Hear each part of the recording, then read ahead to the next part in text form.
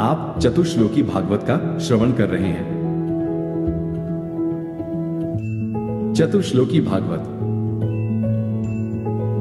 श्री भगवान ने कहा, अनुभव, प्रेमा भक्ति और साधनों से युक्त अत्यंत गोपनीय अपने स्वरूप का ज्ञान मैं तुम्हें कहता हूं, तुम उसे ग्रहण करो। मेरा जितना विस्तार है, मेरा जो लक्षण है, मेरे जितने और जैसे रूप, गुण और लीलाएं हैं, मेरी कृपा से तुम उनका तत्व ठीक ठीक वैसा ही अनुभव करो।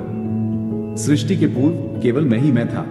मेरे अतिरिक्त न स्थूल था, न सूक्ष्म और न तो दोनों का कारण अज्ञान। जहां ये सृष्टि नहीं है, वहां मैं ही मैं हूं, और इस सृष्टि के रूप में जो कुछ प्रतीत हो रहा है वह भी मैं ही हूं, और जो कुछ बच रहेगा वह भी मैं ही हूं। वास्तव में न होने पर भी जो कुछ अनिर्वचनीय वस्तु मेरे अतिरिक्त मुझ परमात्मा में दो चंद्रमाओं की तरह मिथ्या ही प्रतीत हो रही है, अथवा विद्यमान होने पर भी आकाश मंडल के नक्षत्रों में राहु की भांति जो मेरी प्रतीति नहीं होती, इसे मेरी माया समझना चाहिए। जैसे प्राणियों के पंचभूत रचित छोटे बड़े शरीरों में आकाश आदि पंचमहाभूत उन शरीरों के कार्य रूप से निर्मित होने के कारण प्रवेश करते भी हैं, और पहले से ही उन स्थानों और रूपों में कारण रूप से विद्यमान रहने के कारण प्रवेश नहीं भी करते, वैसे ही उन प्राणियों के शरीर की दृष्टि से मैं उनमें आत्मा के रूप में प्रवेश किए हुए हूँ, और आत्मदृष्टि से अपने अतिरिक्त और कोई वस्तु न होने के कारण उनमें प्रविष्ट नहीं भी हूँ। ये ब्रह्म नहीं,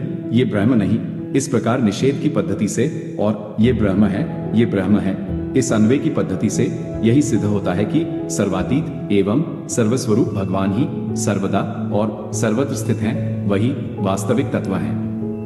जो आत्मा अथवा परमात्मा का तत्व जानना चाहते हैं, उन्हें केवल इतना ही जानने की आवश्यकता है।